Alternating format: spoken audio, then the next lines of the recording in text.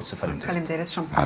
Ndërkohë tani kalojmë në pjesën e dytë të mesditës, ku siç edhe kemi paralajmëruar, do të flasim për gjykatën speciale, atje ku sot ka nisur deklaratat përmbyllëse për rastin gjyqësor kundër ish-krerëve Hashim Thaçi, Kadri Veseli, Recep Selimi dhe Jakub Krasniqi.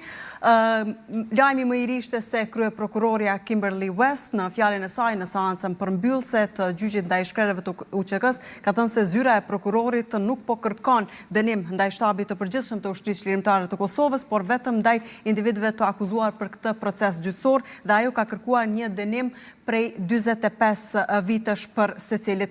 Çka pritet të ndodh me ish-krerët në këtë fazë përmbyllëse, sa rol të rëndësishëm do të luajnë fjalët përmbyllëse të mbrojtjes? Gjitha këto do t'i diskutojmë në një panel të ftuarish. Në lidhje të drejt për drejt kemi avokatin Amer Aliaj. Zotri Aliaj, përshëndetje. Përshëndetje, Priva. Po ashtu, me neve në një lidhje të drejt për drejt është edhe Anton Recaj nga Instituti Clark. Recaj, përshëndetje. Përshëndetje. E pas pak në studio do të na bashkohet edhe Fatmir Sopi, nënkryetari i OVL-UÇK-s. Do ta nisim me ju, zotri Aliaj. Si e pat fillimisht edhe fjalimin e zonjës West dhe kërkesën e saj për 45 vite burgim për ish-krerët e ushtrisë lirimtare të Kosovës? Po, si që keni potencuar dhe ju, tani më kanë filluar fjalët përfundimtare të palëve në procedurë. Fillimisht prokuroria e ka rendin që ta shpalosë përfundimtare dhe kryeprokuroria Kimberly West e ka bërë një përmbledhje apo një pasqyrim se si do të duket fjala përfundimtare e parashtruar nga prokurorët, nga ekipi i prokurorëve. E njëjta ka përfundimtare, që fillimisht fjala përfundimtare do të ndahet në disa pjesë, pra do të shpaloset plani dhe hapat kriminal për eliminimin e oponentëve sipas prokurorisë, pasandej do të shpalosen për veprat penale, më pastaj do të flitet për strukturën organizative dhe funksionimin e shtabit të UÇK-s, krijimin e qeverisë së përkohshme dhe në fund pjesën e fundit do të trajtohen elementet e përgjegjësisë individuale. Pra sigurisht që faza e fundit do të jetë më interesante për juristë, ku do të shtjellohen përgjegjësia komanduese dhe elementet e ndërmarrjes së përbashkët kriminale. Po ashtu prokuroria apo kryeprokuroria në këtë çështje potencoi dhe ka kërkuar që gjykata të shqipton dënim prej 45 vite burgim për secilin të akuzuar. Ne e kemi parë edhe në rastet e kaluara, në rastin e Salim Mustafës dhe Pjetër Shalës, gjithnjë prokuroria ka kërkuar dënimet e larta për shqiptimin nga trupi gjykues, pra në rastin kundër Salim Mustafës fillimisht prokuroria ka kërkuar 35 vite burgim dhe në fund vendimi përfundimtar ka qenë 15 vite burgim nga shkalla e dytë. Më pastaj edhe te Pjetër Shala u kon diku 28 vite që ka kërkuar prokuroria dhe më pastaj vendimi i plotfuqishëm ka qenë 13 vite. Pra këto janë kërkesat e prokurorisë dhe nuk do të thotë që vendimi do të jetë ai të cilin e ka kërkuar prokuroria. Sigurisht që trupi gjykues pas analizimit të deklaratave të dëshmitarëve, prova materiale, sigurisht edhe pas dëgjimit të fjalëve përmbyllëse, do të merr një vendim meritor qoftë lirues apo dënues bazuar në provat kredibile dhe të besueshme. E qartë. Zotin Recaj, po ju si e pat kërkesën e prokurorisë për një dënim të përbashkët prej në fakt nga 45 vite për katërshën e cila po gjykohet në Hag? Nëse më lejoni shprehem kështu žargonin popullor, ishte më konfronton dëshira se sa argumentim i akuzës të cilën ata po tentojnë që ta ndrojnë dhe të i qëndrojnë besnik.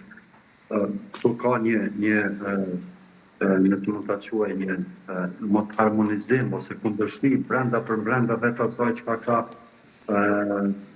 dokumentuar dhe prokuroria speciale.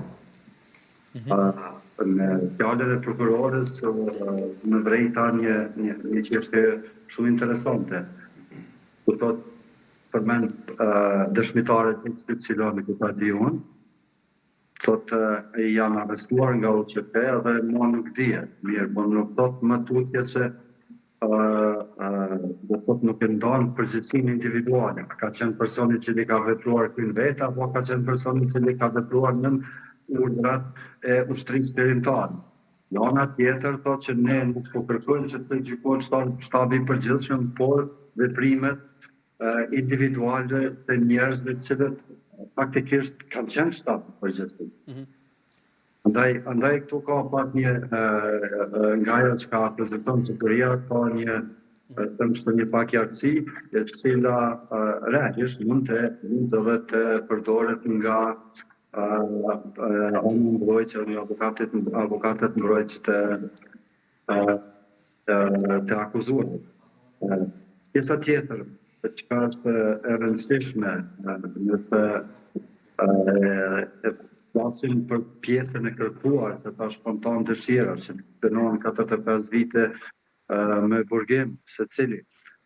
Ne kemi pas gjykatën ndërkombëtare për krime luar gjykim, askush nuk është dënuar 25 vite. Mandej absurditeti tjetër është që në gjykatën e Norimbergut nuk ka pas dënime me 45 vite burgim. Kështu që kjo te kalon çdo suaz të asaj që ka quhet procesi drejt banit. Është e pabazuar kjo kërkesë duke qenë se kjo gjykatë është e formuar me ligjet e Kosovës dhe siç e potencuat dhe ju për krime lufte tek ne nëse nuk gaboj janë 15 vite. Është e pabazuar një kërkesë e tillë për 45 vite burg? Natyrisht është e pabazuar, sepse e para nuk argumenton që vërtet zoti Azhem Thaçi, Kadri Veseli, Recep Selimi, Jakub Krasniqi kanë kryer vepra penale, krime kundër luftës. Nuk e argumenton që me datën X, në vendin X, Azhem Thaçi ka ekzekutuar X person. Andaj, kjo është ajo vara e përgjegjësisë individuale. Nga ana tjetër, është edhe një fakt tjetër që në prokuria thotë, sa i përket të dëshmitarëve të ofruar nga ana e mbrojtjes. Thotë që nuk kam njohuri, do të thotë deklaratat e Wesley Clark edhe të tjerëve, e argumenton thotë në mos njohurinë e informacioneve të mjaftueshme për Ushtrinë Qendrore të Kosovës. Që është nga ana tjetër nuk ka asnjë sens, ose nuk ka logjik, sepse marr parasysh faktin që veprimet cilët janë ndërmarrë deri te bombardimi nuk mirën vetëm kryen vetë vetëm nga një person. Po, është një proces paraprakisht i verifikimit se çfarë po ndodh në terren dhe me këtë duhet të bashkëpunojnë në terren. Ndaj kjo është e pa kuptim, sepse sikur sipas prokurorisë i bie që NATO, Shtetet e Bashkuara dhe gjitha vendet e NATO-s kanë bashkëpunuar me terroristë. Kjo fare kuptim s'ka, sepse pikërisht këtë po e thotë dhe e ka thonë vazhdimisht kush tjetër post qeveria e Serbisë. Dhe gjitha argumentimi dhe gjitha provat cilat i kanë dorëzuar dhe i kanë prezantuar në gjykatë janë prova të përpunuara nga Ministria e Punëve të Brendshme të Serbisë dhe nga Prokuria Speciale e Serbisë. Kemi situata ku raste ku dëshmitarët thonë që X personi është ballar apo është marrë në pyetje nga UÇK-ja, ai X personi ka vizituar të jetë pjesëtar i njësisë speciale të policisë të Serbisë, i cili ka ushtruar terror në popullatën civile të Kosovës. Andaj këto kemi një disbalancë shumë të madh. Marr parasysh edhe faktin tjetër që nëse kthehemi në retrospektiv të nga procesi i fillimit të ngritjes së akuzës u kemi pas skandal pas skandali nga ana e prokurisë speciale, e cila nuk ka arritur ta menaxhojë situatën dhe ta menaxhojë rastin, kemi pas rrjedhje të informacioneve. Po, në rrecaj. Dhe kjo është bërë indikacionin të regon që është bërë me qëllim të caktuar. Do të kemi mundësi të shtjellojmë nga këndërshënimi si e qoftë. Do të kemi mundësi ta shkëlqyjmë edhe gjatë minutave në vazhdim edhe më tej, sepse tani në studio na është bashkuar edhe nënkryetari i OVL-s UÇK zotëri Fatmir Sopi. Sopi, faleminderit shumë për kohën. Po nisim me lajmin e fundit. Prokuroria ka kërkuar një dënim nga 45 vite për secilin prej ishkrerëve të UÇK-s, të paktën kështu edhe u raportua deri në këto momente që po flasim.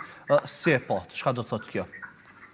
Po kjo për ne është e pritshme nga një prokurori speciale cila ushqehet me dokumentacione nga MUP-i Serb, nga ushtria jugoslave pushtuese dhe nga strukturat e caktuara të cilët janë kundërshtar të rrep të ushtrisë qëndrore të Kosovës, të lirisë së Kosovës dhe të pavarësisë së saj. Prandaj kjo prokurori del përtej edhe limiteve ligjore të cilat janë caktuara në procedurën aktuale dhe është gjithçka e pritshme për neve, propozim edhe dënime kapital. Ne kemi prit nga kjo prokurori të pas parasysh me çfarë informacionesh dhe si është ushqyer me dokumente dhe me informacione të rreme. Dhe çfarë do thoshte për juve në rast se një gjë e tillë dhe merret parasysh nga gjykata, duke ditur se pastaj janë dhe 3 muaj të tjerë kur gjykata dhe duhet të marrë vendimin, çfarë prisni realisht? Që të merret parasysh një kërkesë e tillë nga prokuroria, apo ka gjasa që mbrojtja ta bëj punën e vet tashmë edhe me fjalët përmbyllëse në mënyrë që ta rrëzojë edhe këtë kërkesë? Po normal ne presim nga kjo gjykatë të paktën në qoftë se është e përbërë nga gjykatës kompetent dhe nga shërbehet me jurisdiksion evropian. Ne nuk presim se kjo gjykatë do të bie në ndikimin e kësaj prokurorie dhe presim që gjykata të merr parasysh edhe dokumentimin dhe paraqitjen e provave nga ana e mbrojtjes, siç ishin personat më kompetent të kohës, të cilët prokuroria i quan si njerëz që kanë qenë të pa informuar, kur e dim ne se aty ka pas personalitete të larta nga Departamenti Amerikan i Shtetit, nga strukturat më të larta të NATO-s dhe nga shteti Amerikan, Anglez e Bashkimi Evropian. Prandaj ne nuk besojmë se gjykatat do të bjen lajthitje dhe t'i besoj kësaj prokurorie e mos t'ju besoj për shembull strukturave më të larta të NATO-s dhe të Bashkimit Evropian dhe të Shteteve Bashkuara të Amerikës, të cilët kanë qenë aleat me luftën e ushtrisë qëndrore të Kosovës. Dhe Aliaj, me qenë se edhe Sopi përmendi edhe deklaratat e miqve ndërkombëtar të cilët edhe kanë dëshmuar në Hag, ishte prokurori Allan Tigër i cili foli për të gjithë dhe për Thaçin e për Veselin, tha se kishin një rol të rëndësishëm që bie në kundërshtim edhe me dëshminë që ka dhënë vet James Rubin dhe të tjerët. Sa besoni se do të kenë rol edhe deklaratat e tyre të dhëna pikërisht në Hag, po ashtu edhe fjalët vendimtare që do të jepen në këto 2 javët e fundit? Ne, si që kemi parë, mbrojtja ka propozuar dhe janë dëgjuar 7 dëshmitar, të cilët kryesisht kanë qenë dëshmitar ndërkombëtar, diplomat, udhëheqësit apo përfaqësues të NATO-s, të cilët kanë patur njohuri dhe informata të themi të dorës së parë se çka është duke ndodhur në teren, po ashtu të njëjtit, ashtu siç kemi dëgjuar, kanë deklaruar që kanë patur kontakte direkte me disa prej personave të cilët tani më janë të akuzuar. Sigurisht që roli i palëve në gjykim si prokurorisë dhe i mbrojtjes janë palët të themi kundërshtare në këtë procedurë gjyqësore dhe prokuroria gjithnjë sinon që ta minimizon apo që t'i sulmon provat e mbrojtjes dhe të njëjtën e bën edhe mbrojtja ato të prokurorisë. Prokuroria ka thënë në një forme që dëshmitarët e mbrojtjes kanë patur informata të kufizuara për arsye se të njëjtit nuk kanë qenë tërë kohën në teren dhe po ashtu të njëjtit kanë patur kontakte të kufizuara me persona të akuzuar dhe nuk kanë dëshmuar mbi rrethanat të themi në të cilat thirret prokuroria. Sigurisht që ky është roli i palëve në procedurë, që njëra tjetrës t'i sulmojnë provat qoftë materiale apo personale. pas dëgjimit të fjalës përfundimtare nga prokuroria ku i ka rezervuar 8 orë për parashtrimin e fjalës, sigurisht që fjala e tyre është ndarë në disa pjesë dhe prokuror do t'i shpalosin dhe do të mundohen që ta arsjetojnë fakta akuzët. Pastaj vjen pala e dëmtuar me një kohë të kufizuar dhe më pastaj është radha të mbrojtja. Sigurisht pjesa kryesore dhe më interesante është betejë juridike mes elaborimit të formave të përgjegjësisë komanduese dhe ndërmarrjes së përbashkët kriminale, për arsye se prokuroria i ngarkon që këta edhe me përgjegjësi komanduese, ku përgjegjësia komanduese nuk ndërlidhet me veprimet të drejtpërdrejta të personave të akuzuar, por ndërlidhet me veprimet e vartësve të gjithnjë sipas prokurisë të personave të akuzuar, që këta të akuzuarit nuk kanë ndërmarrë veprimet të cilat i takojnë eprorëve, pra t'i parandalojnë apo t'i sankcionojnë vartësit të cilat kanë kryer shkelje gjatë kohës së luftës. Sigurisht që besoj që nesër paradite prokuroria do ta shpalosë këtë pjesën dhe do ta argumenton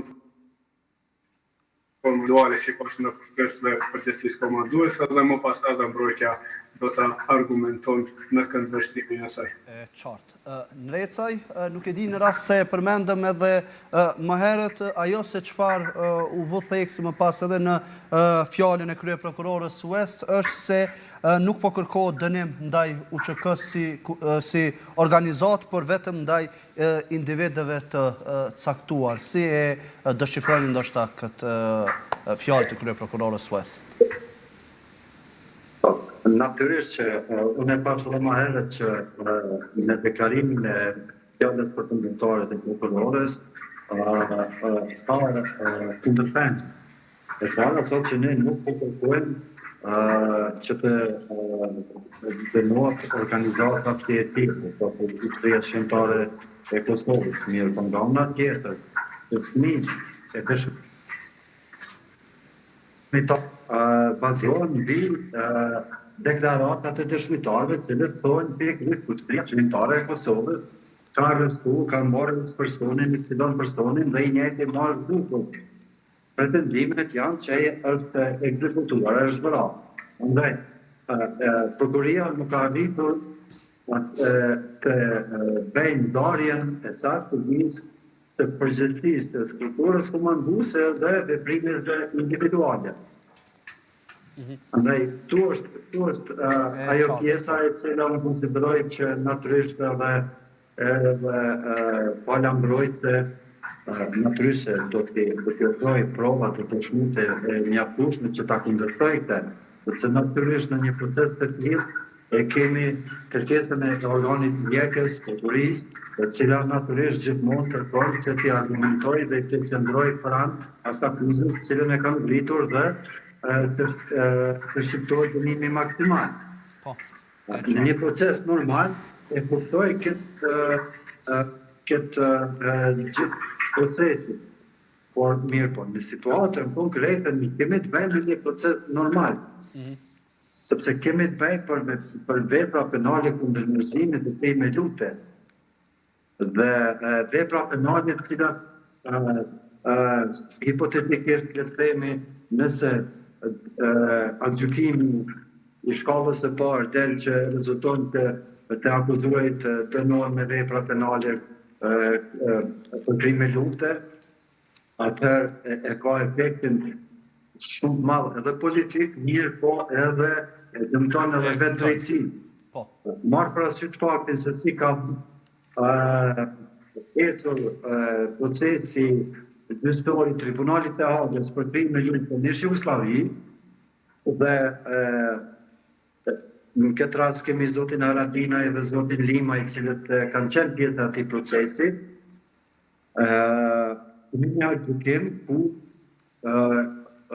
ka rezultuar që të dy të akuzuarit të jetë në shkallën të pafajshëm. Dhe brenda këtij gjykimi, gjykimi thotë që Ushtria Shqiptare e Kosovës nuk ka qenë organizat në një terroriste Dhe në dy ka qenë një strukturë e organizuar në baza regionale pa strukturë hierarki komanduese. Po, e qartë. Do të gjithë njëjtën cilën e kanë dëshmuar, e kanë në deklaratën në procesin gjyqësor edhe dëshmitarët cilët kanë ardhur i komandanti i forcave të NATO-s së atëhershme. Do thotë njëjtën gjë e ka deklaruar dhe ka konstatuar se ushtria shqiptare e Kosovës nuk ka qenë një strukturë e organizuar si organizat kushtarake, por si një bujeri e cila ka funksionuar me komandant region. Po. Sopi, si e po ndoshta edhe ju këtë deklaratën e krye prokurorës, ku thotë se nuk po kërkohet dënim ndaj UÇK-s në përgjithësi, por ndaj individëve të caktuar, sepse shpeshherë në studio televizive, më pas edhe në opinionin publik, është aluduar se me gjitha këto akuzat cilat rëndojnë mbi shkrerët e UÇK-s, po ndërtohet një narrative gabuar për luftën e pastër të ushtrisë shërimtare të Kosovës. Po unë mendoj se ushtria shërimtare e Kosovës është e vërtetë se është përbërë nga individ. Mirë po, para këtij tribunali në Hag nuk janë individ. Është ushtria shërimtare e Kosovës. Qëllimi është tu që mos të ketë revolt nga populli, nga ne luftëtarët, dhe të thuhet se vetëm disa individ pas kanë bërë diçka se ushtria shërimtare na qenë ka këtë tjetër diçka. Mirë po kjo nuk është e vërtet, kjo nuk është e vërtet, para asaj gjykate është gjithë ushtria shërimtare e Kosovës, është lufta jonë e drejtë e popullit tonë për liri, është pavarësia jonë, aty është edhe ndihma e gjithë botës demokratike që edhe mbështetja e saj që i dha luftës sonë të drejtë, para asaj gjykate të jenë të bindur të gjithë se është edhe NATO-ja, si forca më e madhe ushtarake në botë, e cila në një moment caktuar e ka pa të arsyeshme që të jetë krah për krah nesh, që të luftojmë një të keqe të madhe cila kishte filluar që më herët në ish Jugosllavi, si në Sloveni, në Kroaci, në Bosnjë Hercegovinë, po luhej akti fundit në Kosovë. Prandaj këto deklaratat e tyre janë deklarata sa për të hedhur syve popullit dhe opinionin ndërkombëtar, sepse aty me qëllim është duke tentuar që të barazohet kriminali siç ishte Serbia me viktimën siç ishte ushtria shërimtare e Kosovës dhe populli jonë. Megjithatë, zotëri Sopi, a rrezikon që ky gjykim të ndikojë pastaj edhe në perceptimin ndërkombëtar për UÇK-n? Këtë them padyshim se po, mirë po jam i bindur se dëshmitarët kyç që kanë qenë në këtë proces kanë qenë akter dhe bashkëpunëtor dhe njerëz jo do si do, po njerëz të cilët e kanë udhëheqë politikën botërore dhe ushtrinë më të fuqishme në botë NATO-n. Prandaj jam i bindur që ata nuk kanë qenë të krisur që të ndihmojnë një organizate që siç tenton ta nxjerrë një ndërmarrje të përbashkët kriminale, siç e thot kjo prokurori, por e kanë ditë se po ndihmojnë një ushtrie shlirimtare e cila për objektiv ka vetëm shlirimin dhe asnjë të keqe ndaj askujt.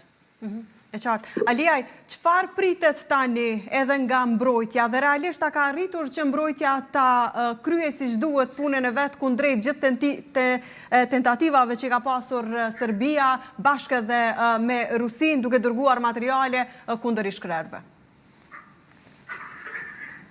Po tani mbrojtja është munduar që deklaratat e dëshmitarëve të propozuar nga prokuroria që t'i ballafaqojnë që shqyrtimit kryesor, që të ballafaqojnë kredibilitetin e secilit dëshmitar dhe sigurisht që përmes dëshmitarëve të mbrojtja ka tentuar që të tregon që strukturat e UÇK-s kanë qenë të vrishta dhe nuk ka patur një struktura apo një përgjegjësi komanduese të mirëfill, apo nuk ka patur një përgjegjësi komanduese vertikale dhe sipas strategjisë së mbrojtjes që janë shpalosur edhe në fjalët hyrëse, po edhe gjatë të shqyrtimit kryesor, strategjia është që kryesisht komandantët e zonave kanë patur përgjegjësi për në ato zonat të cilat kanë vepruar dhe kanë komanduar dhe sigurisht që kjo është një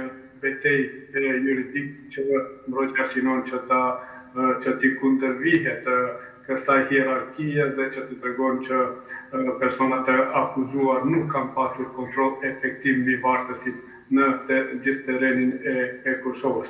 Sigurisht që këto janë betejët ligjore, të cilat mbrojtja tani gjatë fjalës përfundimtare do t'i argumenton secilin argument, secilin fond të përgjithësisë dhe të cilën do të tenton të tregon që nuk ka patur një ndërlidhje mes veprave penale, mes vërtetimit të gjendjes faktike dhe personave të akuzuar. Pra kjo është ajo me të cilën sigurisht që avokatët e cilët kanë njohuri të mjaftueshme në përfacimin e klientëve sipas krimeve, sipas drejtësisë penale ndërkombëtare, sigurisht që ata e dinë më së miri strategjinë e tyre dhe ne do ta dëgjojmë gjatë këtyre ditëve se si do të vazhdojnë ata me strategjinë e tyre dhe argumentimin dhe kundërshtimin e provave të prokurorisë. Pra kjo është një prej fazave kryesore, pra këto janë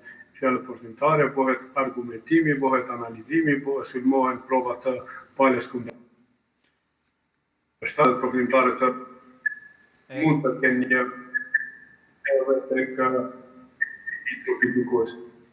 Alia, me qënë se do t'ju lirojnë për pak qaste, një pyetje ndoshta të fundit për ta qartësuar edhe një herë dhe për mos krijuar konfuzitet ndoshta edhe tek qytetarët cilët nuk njohin nga mirë proceset, po flas këtu për aspektin juridik. Në rast se gjykata nuk pranon disa prej argumenteve të paraqitura nga prokuroria, ai bie automatikisht të refuzohet ose të bie poshtë edhe ankesa për 45 kërkesa për 45 vite burgim për shkrerët? Po, këtyne, gjykata gjatë vlerësimit të provave, gjykata kryesisht vendimet e veta i bazon në provat e besueshme, provat kredibile, të cilat ndërlidhen me gjendjen faktike dhe të cilat ndërlidhen apo nuk ndërlidhen me përgjegjësinë e personave të akuzuar. Tani sigurisht që shumë prej argumenteve të paleve në procedurë nuk do të pranohen ndoshta nga trupi gjykues, por sigurisht që trupi gjykues besoj që do të vlerëson në mënyrë meritore dhe të besueshme secilën provë e cila është propozuar prej palët dhe në fund do të merr një vendim meritor, sigurisht që gjithë një vendim të besueshëm dhe të qëndrueshëm. Sa i përket politikës dëshkimore prej 25 viteve, sigurisht që kjo ka qenë një kërkesë e prokurorisë, por politika dëshkimore për këto veprat penale, sipas praktikës vendore dhe sipas praktikës të Tribunalit Penal Ndërkombëtar, është sigurisht ka qenë më e ulët. Ne kemi parë që gjykatat vendore, politikën dëshkimore kryesisht e bazojnë në ligjin e RSF-s, i cili ka përgjohën e kryerjes së veprave penale dhe politika ndëshkimore sipas këtij ligji kanë shkuar prej 5 deri në 15 vite burgim, po ashtu ky ligj ka parashikuar në atë kohë edhe dënim me vdekje, i cili dënim është larguar me rregullore 1999 për 24. Dhe çdo ligj i ligjet penale të Kosovës kanë qenë ligjet më të pafavorshme për personat të cilat gjykohen për veprat penale të krimeve të luftës. Dhe sigurisht që në këto raste, gjykata duhet ta vlerëson parimin leksmiqor, i cili është një parim që i jep të drejtë gjithë më të favorshëm me rastin e shqiptimit të dënimit në rast se vjen puna edhe në këtë rast. Po, e qartë. Edhe diçka Aliaj, a ka gjasa që të zgjatet edhe shumë, apo 6 muaj është maksimumi që mund të zgjatet deri tek vendimi final? Po sipas rregullores së procedurës së provave, pas përfundimit të fjalëve përfundimtare, të cilët do të përfundojnë javën tjetër, trupi gjykues duhet ta merr vendimin brenda 3 muaj. Dhe në rast se e vlerëson që rasti është voluminoz dhe nuk mundet me marrë një vendim brenda 3 muajve, trupi gjykues mundet me kërku edhe 2 muaj shtesë, pra prej 1 deri në 5 muaj duhet ta presim shpalljen e gjykimit nga trupi gjykues. E qartë. Alia, faleminderit shumë që ishe për këto minuta me ne. Merci, faleminderit. Faleminderit. Ndërka që vazhdojmë biseden, Sopi, çfarë do thoshte për vendin nëse gjykata e merr parasysh këtë kërkesë që bëri prokuroria sot? Unë mendoj se kjo do të jetë një kërkesë e papranueshme për vendin në përgjithësi, për neve si pjesë e ushtrisë qëllimtare të Kosovës, po dhe për popullin dhe për shtetin tonë do të jetë e parësyeshme dhe kur nuk do të pajtohemi me një dënim të tillë. Dhe realisht i bie që në rast se ish-krerët edhe të marrin dënimin të cilën e paraqiti krye prokuroria, sot do e dëmtonte më pas gjithë kjo narrativën për veprën dhe atë se çfarë ka bërë ushtria qëllimtare e Kosovës gjatë kohës së luftës, sepse ju e potencuat mjaft qartë se është e krijuar nga individ. Megjithatë atje përfaqësohet UÇK-ja nga pikërisht këta ish-krerë të ushtrisë qëllimtare të Kosovës. Çfarë do thoshte më pas kjo për pastërtinë e luftës, ndoshta edhe përpjekjes për të bërë ballë Serbisë?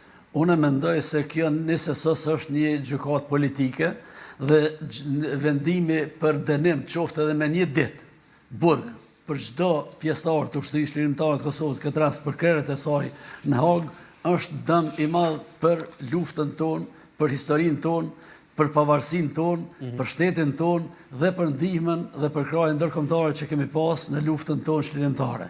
Prandaj ne presim ne jemi të bindur se nëse ka dikundërsi, ky trup gjykues do ta merr vendimin lirues, siç ka ndodhur në gjykatën ndërkombëtare të Hagës, e cila e ka dokumentuar, siç u fol edhe më herët, se ushtria qëllimtare e Kosovës nuk është organizatë terroriste, nuk është ndërmarrje për bashkët kriminale, pos është ushtri vullnetare e cila ka luftuar për çlirimin e vendit nga një pushtues shekullor i cili nuk ka lënë gjatë zezë pa i vogë këtij populli.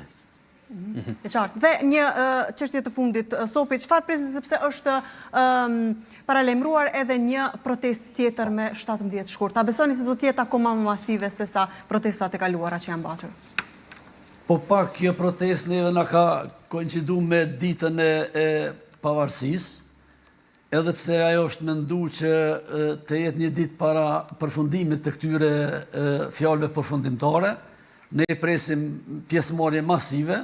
Ne si organizatë e veteranëve mbështesim çdo iniciativë dhe çdo protestë e cila është në interes të drejtësisë, në interes të asaj që ne kemi pasur disa protesta të tilla dhe ku ka qenë pjesëmarrja masovike, e cila ka qenë deklarimi i popullit tonë se jemi kundër kësaj gjykate politike, e cila nuk ka të bëjë asgjë me jurisdiksion dhe me drejtësi. Qartë. Sopi, faleminderit shumë që ishe sot. Faleminderit shumë. Ndërkaq edhe një pyetje të fundit për Ndrecaj, cilët janë skenarët më realist Ndrecaj pas përfundimit të fjalëve përfundimtare? Pra po flasim jo për dëshirat tona, sepse sigurisht të gjithë do dëshironim që ata të liroheshin sa më shpejt, mirë po në bazë të asaj që u pa deri më tani, cilët janë skenarët më realist? Unë shoh gjitha pretendimet dhe argumentimet dhe provat kërkuara nga fuqinia speciale do të jenë postë nga ana e gjykatës për shkak se pasi që të administrohet në prova dhe të argumentohet që për secilin dëshmi dhe rast veç një pjesë shumë e madhe do të hedhën poshtë. Sido që tjetë, fatkesisht, unë e shoh që do të ketë një aktgjykim dënues, nuk mund paragjykoj tjetër se sa do t'i shqiptohet dënimi, mirë, po jam shumë kurreztar të shoh cilat mbi bazën e cilave vepra penale do të vinë të ky aktgjykim dënues. Natyrisht se i gjithë procesi nuk përfundon me kaq, sepse kemi edhe shkallën e dytë, kemi shkallën e tretë, dhe më pastaj do të kemi një pilot. Jetën të shoh aktgjykim dënues, e shoh nga masat shqiptarët e partimisht të shtyrat të paraburgimit për ish-krerët të ICK-s, të cilëve nuk u janë lejuar në asnjë mënyrë që të mbrohen e lirim. Me pastaj kemi edhe pjesën tjetër ku edhe gjatë vizitave që janë verë nga una familjarëve ish-krerëve të UÇK-s, të njëjtit janë përgjuar dhe do bitet është inciduar. Po, e qartë. Dhe nga kjo është ajo pjesa ku besoj që nëse vërtet do të vepron të gjykata mbi bazën e parimit të një procesit gjyqësor të drejtë pa anshëm dhe në kohë të arsyeshme, në fakt, për këmbështrimit tim, aktgjykimi do duhet të ishte aktgjykim lirues. E qartë. Drejtësaj, faleminderit shumë që ishe në këtë lidhje të drejtë për drejtë. Ishte kënaqësi. Faleminderit shumë Drejtësaj edhe një herë për kohën, ndërkaq që pikërisht për diskutuar për këtë temë tashmë na është bashkuar ish generali Nasim Haradinaj. Zotri Haradinaj, përshëndetje. Se të besoj, oroj që ai Mustafia që pat aty zoti Sopo, ajo është aty në studio, sepse do të me gjas do të rikthehet edhe një herë dhe duhet t'i tregom që zotri Sopja e liruam. Jo, Haradinaj, Sopin e kemi liruar nga studio, tashmë jeni vetëm. Une për e thëmë se të pota plan mja unë nuk dalë në intervist me personat që kanë qenë dëshmitarë të prokurisë në hapë. Këshishtë të zoti Sopi. Ka mujtë me zjedhë.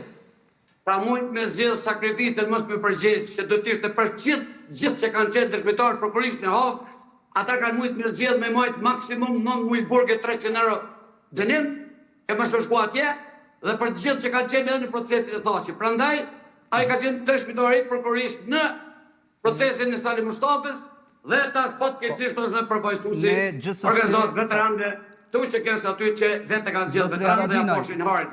Prandaj e përfundoj intervistën me ju. Foje e di që është i imi se unë nuk pyes kur për panelin. Jo, Haradinaj, vetëm na dëgjoni lutem, jeni vetëm, nuk është askush tjetër. Jo, nuk ka foj, foja është, jo më fal. Nuk ka foj është i imi sepse unë zakonisht nuk pyes kur kush në panel. E qartë. Haradinaj, vetëm një gjë lutem. Me ka që përfundova dhe nuk jam edhe nuk në ju, po nuk du t'i kundërbëj aty ku janë të shqiptarë. Vetëm edhe një gjë ta sharoj dhe unë për ju. Po, Haradinaj. Fal. Qofshin edhe antarë të shtapit përgjithshëm dikur që ka qenë. E qartë. Dëshmitarët e prokurisë për mua janë njerëz të një lloj. Zotri Haradinaj, ne paktën e meritojmë të dëgjoni në këtë pikë. Të lutem për disa sekonda. Me juve nuk po. Vetë kërkoj falje që po më duhet me thonë pa kohë naje po ta plan me thonë aty në sy. E qartë, Zotri Haradinaj, Zotri Haradinaj, jeni të lirë të mos pranoj të mbani këtë intervistë. Gjithsesi, faleminderit shumë, ne deshëm të kishim edhe mendimin tuaj, një herë tjetër do të kemi mundësinë. Mendimi është për dëshmitarët të tillë që do të shkojnë atje dhe marrin lavdatë të povës që kanë. E qartë, me gjithatë intervista me ju... Po, Haradinaj, me dëgjot lutem vetëm për pak sekonda. Intervista me ju ishte planifikuar në 12:35, ku do t'ishit vetëm ju. Me qenë se pamë, se ishit kyqit në një televizion tjetër, atëherë ne futëm panelin dhe pasim barua me ta, po ju apim hapësirën tuaj. Atë nuk është... Nuk është e jemja me sjellë, thash debatusin. E qartë, pra ndaj nuk i futëm bashkë. është e pavurat me përvut që po i thëmë, në këtë moment pakon ne aty, sepse këtë e pota e kuptojmë, Zotri Haradinaj. Prandaj, në këtë kuptim e të, por aj, ja kom përsh ku të ka qef debatin, mirë, do një herë tjetër, e kuptueshme. Gjithsesi, faleminderit, Zotri Haradinaj. Zotri Haradinaj, lutem të më dëgjoni sepse koha televizive është shumë e rëndësishme. Në rast se mund t'i bëjmë 2 pyetje për gjykatën, na tregon, në të kundërtën duhet ta ndërpresim në mënyrë që të mos debatojmë sepse ndërpreje, kalobir, gjykata, ajo e që na ndërtu për këtyre dëshmitarëve. Haradinaj, faleminderit shumë për kohën. Ftesën që keni marrur i bie se neve na intereson mendimi juaj dhe është i rëndësishëm sigurisht mendimi juaj si çdo herë që ka qenë. Mendimi jam për gjykatën ka qenë çdo herë i qartë, kam edhe tash mendim të qartë. Po si e pe? Nëse u intereson kompletisht për tash, mos çuditni se prokuria i ka lyp këtu, mos çuditni pse ka lyp këtu prokuria. prokuria nëse për asgjë tjetër, se lyp për arsitimin e saj dhe shkelit që ka bo që 15 vite, por që 5 vite juridikisht që ka bo shkelit e drejta direkt, shkelit e drejta të burgosit, shkelit juridike që ka bo ndaj këti grupi aty që është. Sa ka gjasa? Dhe, prandaj e lyp këtë dënim maksimal, që nuk do të thotë që edhe ka bo e kësuptu. Po, sa ka gjasa Haradinaj që pikërisht të kërkesë të prokurorista marrë për bazë gjykata në vendimin e saj pas 3 muajve? Nëse folim për gjykatë dhe drejtësi, këto do t'i rëgjoj poshtë të gjitha mbrojtja që është shumë akredibil. Dhe pastaj gjykata nëse është për drejtësi dhe nuk është e orientune politikisht dhe nuk është e korruptune me ne që po bojnë fushatat qoftë ndërkombëtarisht dhe qoftë brenda Kosove, atër vendimi do t'jetë lirus. Nëse është politike, gjitha këto binë nuj, sepse kitë orientim ka mojtë kjo. Po këta kanë 2 arsye. Arsyeja parë me arsyetu thashkelet, arsyeja dytë me arsyetu lek dhe zhvatjen që ka bën ndaj buxheteve europiane që ata ka dhënë financa. Sepse për mua një organizat ekonomike kriminale, për post që o qujtë në emën të drejtësisë. E ashtë ma pak ku më morë në emën të poplit shqiptar dhe në emën të poplit të binë vendime. Po, dhe në bazë të kësaj edhe që sa po e the edhe ju, zotri Haradinaj, cili besoni se do tjetë skenari final? Dhe realisht si keni parë dhe si vlerësoni edhe punën e mbrojtjes që ka bërë në gjithë të proces? Une nuk pëjt me besim shqiptarëve ka qenë më të më ndërtu ishë kjo të fatë, por në po du me besu në drejtësi dhe në fakte dhe duke bazu në ato fakte të cilat i kanë pas prokuria dhe fakte që i ka pas mbrojtja, unë pres lirim, rëzim të gjitha pikave këtë kushte. E dyta, e bazoj në këte, ta kanë lyp dënim uniform për se të dhe person. Dhe dënimi uniform, sa di unë juridik, nuk mundet të lypet nga prokurori, sepse duhet pik për pik, për dhe ishtë ata të dënohet nga të gjitha pikat, do të me të regu pik për pik se sa lyp dënimin, për se të cilin veçeves. Pra nda edhe këtu është një absurditet juridik që këta bojnë visa për sy faqe. Që në bazë të kësaj, unë menoj që kjo ka thyrë regullat dhe s'ka plotësu standardet që gjykata me dhonë besim kësaj prokurie. Si do që të jetë vendimi, si do që të jetë vendimi, qoftë edhe lirus, kjo gjykat është turpi i drejtësisë të shekullit 21. Zotri Haradinaj, me qënë se ndruat mendje dhe që ndruat në intervjist, ta shtrelon e një pyetje. Nuk e ndrova në unë jeva ketë që si a thash me arsye ati shosë. Ne të respektojmë shumë për këtë arsye dhe të kemi ftu. Po Jo, besoj që ju e kemi faleminderit për që ma botë si kujtes që tash e tutje kom me pyet për panel, që kur s'kom pyet për kërkon. Unë nuk i përgojnë nëse dalë në panel, nëse të dojnë debat për këtë çështje, por nuk duhet t'i bëjnë derë një dëshmitorit të prokurorisë, që do që ka emnin ai dhe për shka do që o thirë atje. Dëshmitorit prokurorisë shkon në prokurori vetëm për të damtuar paditurin. Zotri Haradinaj. Dhe nuk mujduju në inteligencën këta, nuk muj ma fynë inteligencën një populli, të shkosh dëshmitari prokurorisë dhe të thushë mbrojta u që ke. Zotri Haradinaj, po besoj e dëgjuat edhe fjallën e krye prokurorës West, e cila tha se nuk po kërkon dënim ndaj ushtrisë qërimtare të Kosovës në përgjithësi, por ndaj individëve të caktuar, të cilët janë të akuzuar në këtë rast. Si e pat ju, sepse ne shpesher kemi thënë se... Atër prodej, ta kanë akuzu zinxhir komandus. Këta në kretë për të duat ju shku të e lypë zinxhir komandus dhe përgjithësim komanduse. Dhe tash ajo po ten në kontrast me ato që ka po thot, do thot kjo vetë për rëzën atë akuzën e tyne, e s'ka po thot. Kështu që prandaj po pres nga gjykatësi, kur ma letë, nuk e ka po gjykatësi, bile as pa ndëgju mbrojtjen e veç me fjalë të kësaj, nëse qëtë që shikon kontest me vetë vetën dhe që shbjen kundërshtim me vetë vetën, gjyqtari mundet me sotën me njëherë me rdua këta akuzë dhe me përfundu gjykimin. Ka prova materiali për këtë çështje, veç për fjalët e tyne. E qartë. Haradinaj, faleminderit shumë që ishe në këtë lidhje të drejtë për drejtë. Respekt. Faleminderit për kohën nga këtu. Po, shkutemi për pushuar pa kur të marrë pak frym, sepse Haradinaj duke se ishte pak i nevrikosur. Sigurisht, nga ka prekur të gjithve, dhe kjo kërkesa e prokurorisë. Megjithatë, respekt dhe për Haradinaj dhe për gjithë të tjerët, dhe shkojmë në publicitet e kthehemi pastaj me pjesën e tretë.